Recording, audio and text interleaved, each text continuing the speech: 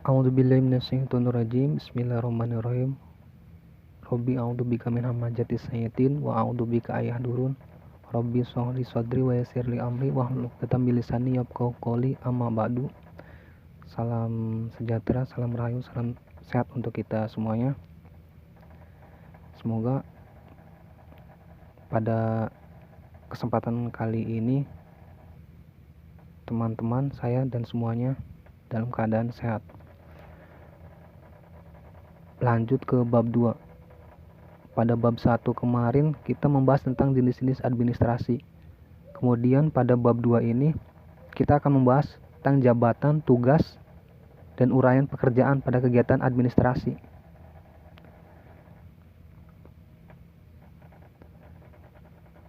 Sebelum memasuki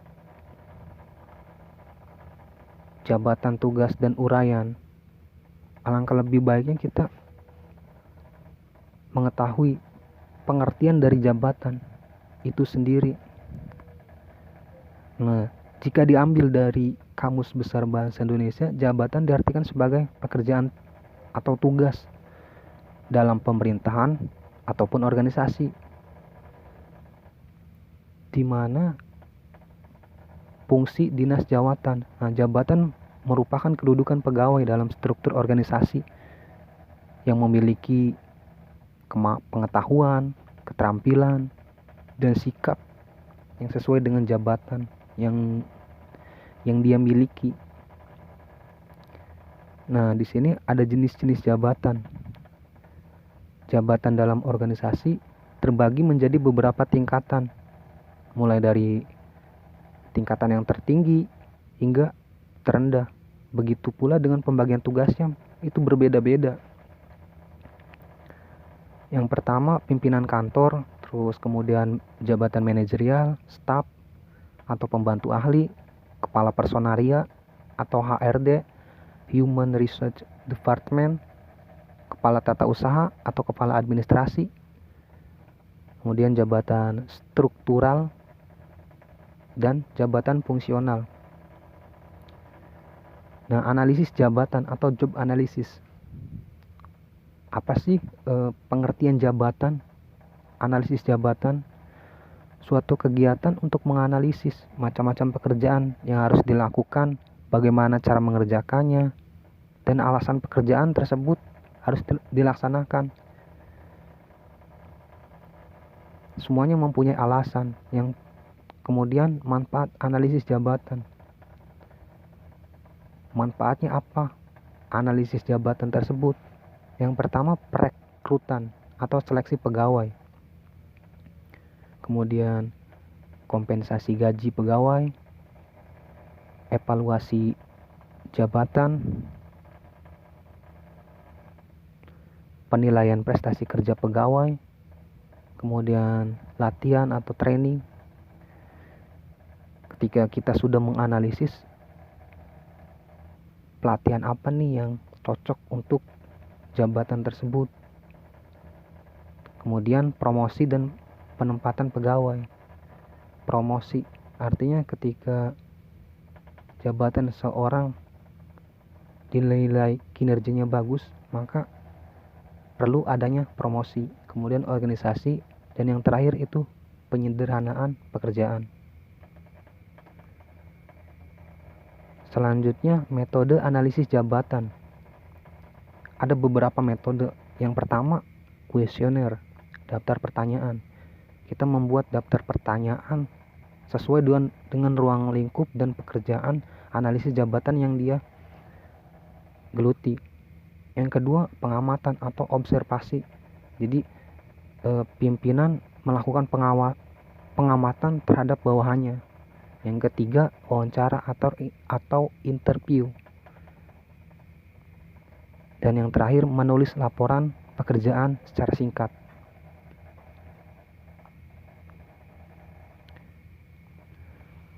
Nah, jabatan administrasi dan uraian tugasnya. Yang pertama, office administratif atau administrasi kantor. Apa saja tugasnya?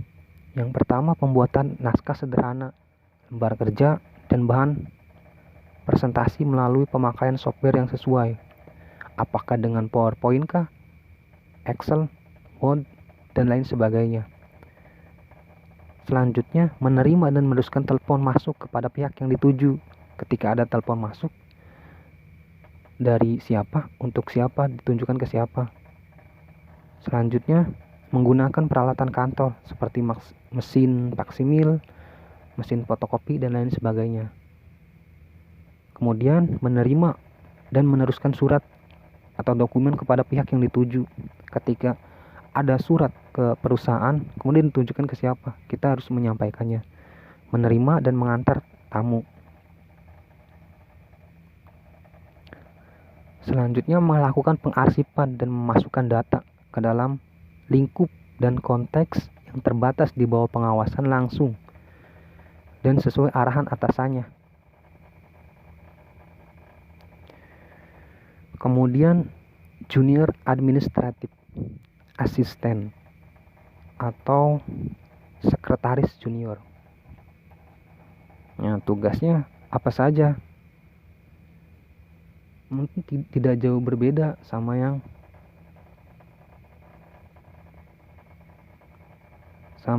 administrasi kantor. Nah, yang pertama, membuat dokumen, lembar kerja, bahan presentasi melalui pemakaian software yang sesuai, terus menggunakan internet untuk mencari data, meneruskan dan menerima telepon, menerima dan mengantar tamu, menerima dan meneruskan surat, hampir sama semuanya. Nah, di sini ada membantu pekerjaan yang dilimpahkan. Jadi dari bagian administrasi kantor dilimpahkan ke administratif asisten maupun eksekutif asisten.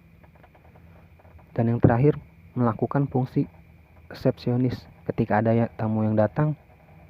Nah, bagian junior, sekretaris junior ini untuk melayani tamu tersebut.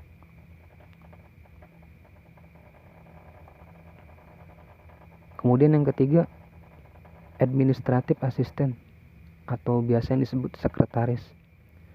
Nah,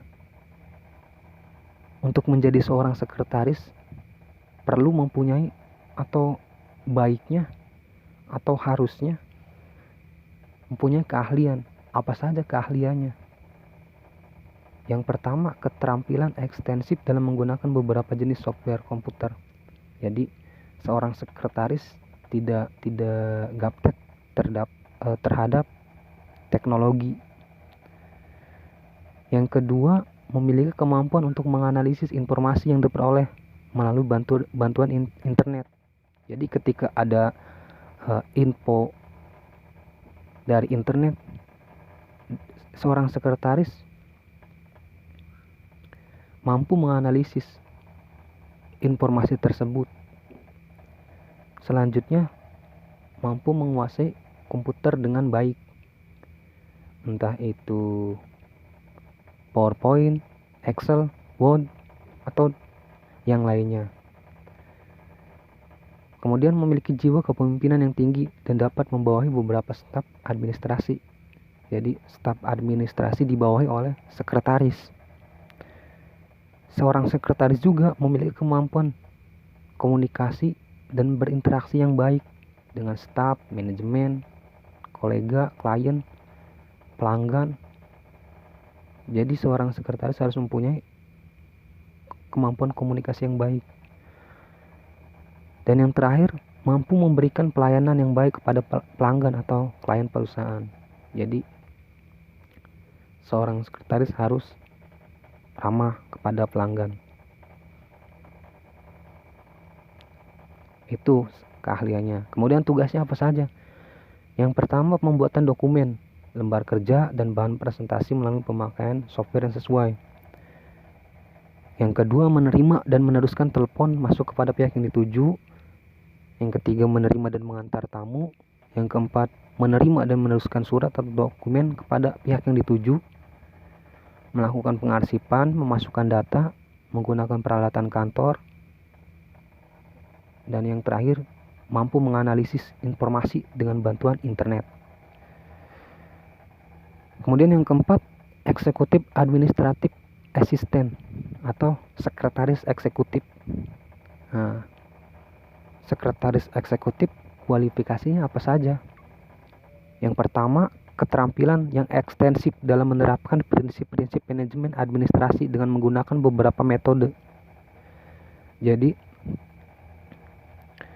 prinsip-prinsip manajemen dengan metode yang dia gagas itu mampu diterapkan ke perusahaan yang dia tempati.